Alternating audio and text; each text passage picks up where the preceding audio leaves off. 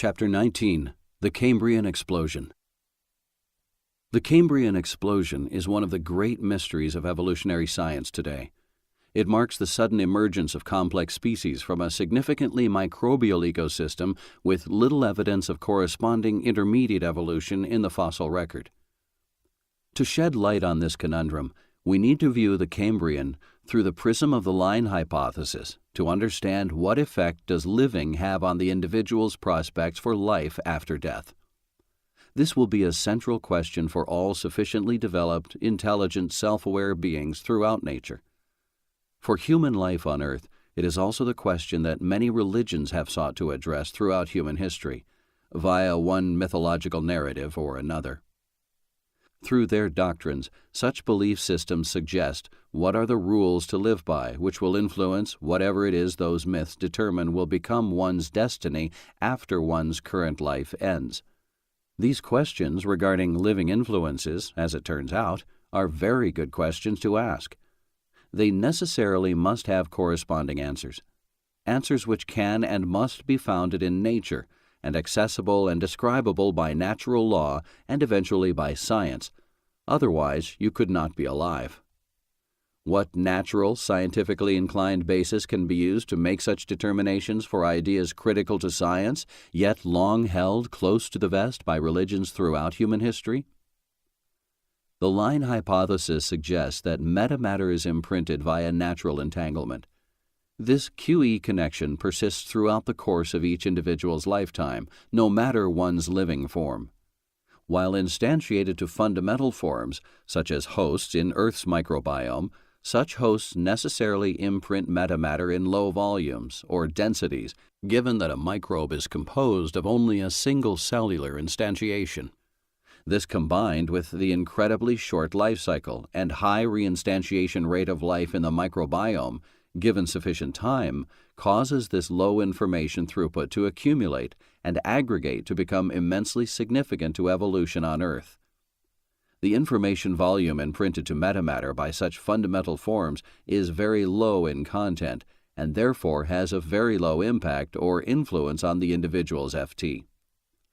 As a result, this renders such host forms very weakly tuned to the individual's QEF, and therefore for future instantiations renders the individual more open to arbitrary natural entanglement with a wide range of compatible hosts, ergo other microbes. On Earth prior to the Cambrian, with no forms of greater complexity available at that time, this condition persisted for billions of years. Should it persist, this period in the evolution of life in any ecosystem results in a vast accumulation of evolutionary potential, which may result in an explosion of complexity. Such inflations in ecological complexity cannot be explained by bottom-up random mutation and natural selection alone. Ergo, today the influence not considered in Darwinian evolutionary science is the influence of the line process.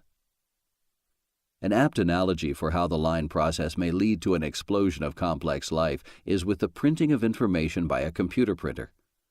Consider the natural teleportation channel that is the line hypothesized QE connection to metamatter, established by the entanglement molecule within every single cell, as being like one element on a computer printhead.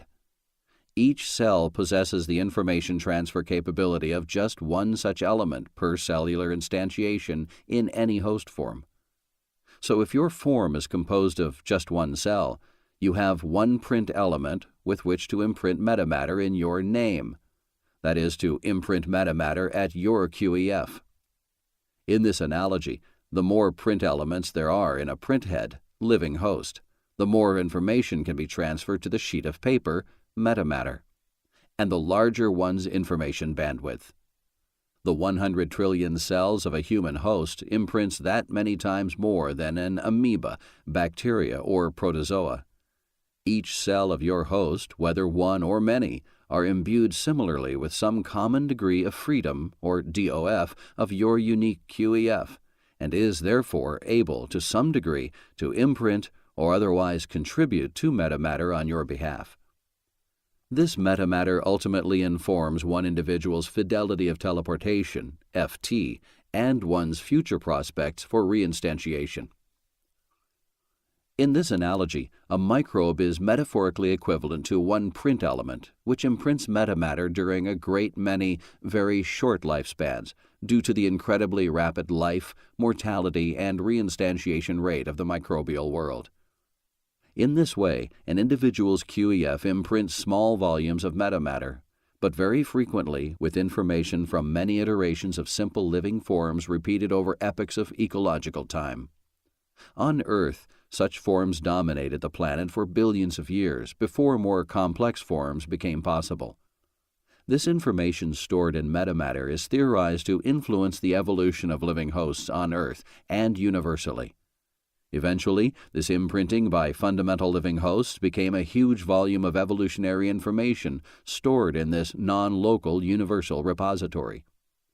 Together with local conditions and circumstances on the early Earth, this leads to the emergence of the entanglement cell, or EC.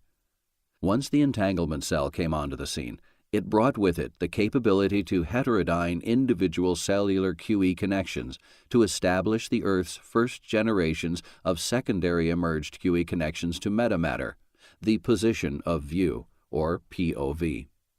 A heterodyned POV establishes a secondary emerged individuality, U.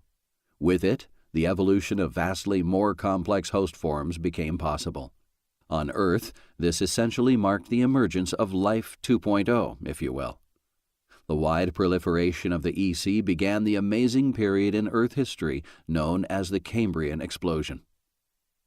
During the Cambrian, the newly emerged EC, together with instantaneous universal access to a vast volume of imprinted metamatter, drove the unification and specialization of many formerly distinct living forms into complex communities. Marshaled by new organelles able to distribute common aspects of the POV to all cells of the holistic host form to propel the formation of new complex species. These new species quickly evolved due to the newly emerged secondary entangled state and the interaction at a distance resulting from the sharing of common degrees of freedom of the POV, which describes this natural teleportation channel to metamatter. This metamatter, imbued with evolutionary information from Earth's billions of years of fundamental life, as well as information from other life-hosting ecosystems in this universe, gave the Earth's new species a sudden and tremendous boost in complexity not possible by random mutation and natural selection alone. Hence, the QE connection soon evolved not only into the Earth's first POVs, but eventually into the Earth's first minds. Further, individual QEF, having participated in countless instances of microbial life, hosted by Earth's local ecosystem, and with FTs by then highly tuned by terrestrially imprinted metamatter, burgeoning to propel a great transition, which is the natural teleportation of those individuals from simpler forms to more complex forms, became eminent. This innovation, which permits the sharing of common degrees of freedom by all cells in an emerged complex host with EC, bonded to one POV via the POVH bond, permits the organism to evolve in sudden and remarkable ways previously unattainable absent the EC. These more complex evolved forms will consist of increasingly larger numbers of fundamental hosts, such as cells, each a metaphorical print element for metamatter and also, by virtue of an evolved protective host form, may live longer lifespans for imprinting metamatter. This accelerates the imprinting of metamatter at the individual's unique QEF, and further probabilistically tunes the individual's FT for compatibility with even more complex and compatible host forms, whether such forms were evolved or engineered. On Earth, the human form, for example, may consist of 100 trillion individual instantiations, and many more than that, counting from the point of QEF instantiation in the womb up until deinstantiation, death. The metamatter imprinted over the course of an increasingly longer lifespan by any host is potentially cumulatively significant to one's FT. For humankind, this is not necessarily more so than the imprint made on metamatter by other, non-human, equally long-lived host forms in Earth's ecosystem. In other words, human beings may not be the undisputed champions of FT stability currently on Earth. FT stability tuned by increasingly greater volumes of similarly imprinted metamatter describes the individual's chances of naturally entangling a particular host form and, perhaps of greater interest, reinstantiating to one's current host form. So, if sperm whales, having perhaps 1,000 times more cells than the average human and living equally long lifespans on average, will imprint, at least by volume, orders of magnitude more cellular state information to metamatter than humans. This says, at least on its face, that whales may be a more stable and more forecastable host for reinstantiation than the human form. That is to say, an individual QEF instantiated to a whale, all things being equal, may be more likely to reinstantiate to that same form than a QEF instantiated to a human form would likely be to reinstantiate to a human form in one's next life. However, reality may not be quite this simple. What other aspects of one's QEF, of one's host form, and of its circumstances in life might there be that are imprinted to metamatter which may influence one's FT? What properties of the cell are conserved via natural entanglement after death? Which degrees of freedom of the QE spectrum imbue this conservation of local living information to the non-local, more permanent, more accessible universal medium of metamatter? For now, the line hypothesis suggests volume of imprinted metamatter, the proliferation of compatible DNA, and lifespan, but what of the type or the nature of information imprinted?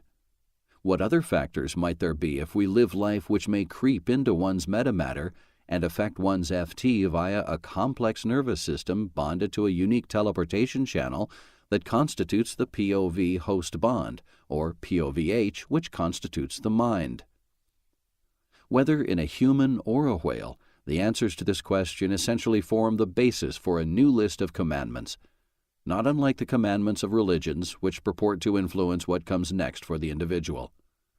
The natural empirical information which actually naturally influences one's FT does likewise. Species do undergo Darwinian-type evolution, but it is also driven by natural entanglement and punctuated by the evolution of forms like the entanglement cell, the pivotal catalyst for the formation of complex hosts in this ecosystem. Due to the EC being a host form, the remains of which will never be found in any shale, the Cambrian appears to be a true mystery until viewed through the prism of the line hypothesis.